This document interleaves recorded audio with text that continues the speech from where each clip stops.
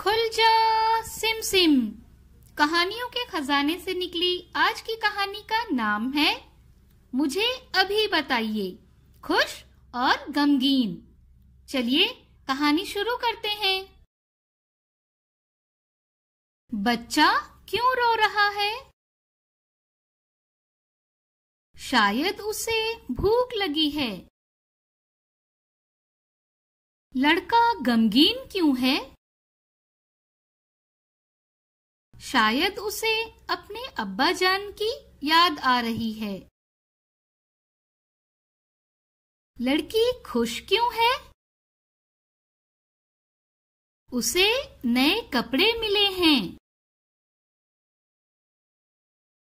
बूढ़ा आदमी क्यों हंस रहा है?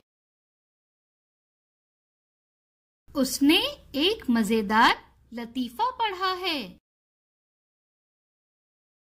औरत क्यों मुस्कुरा रही है?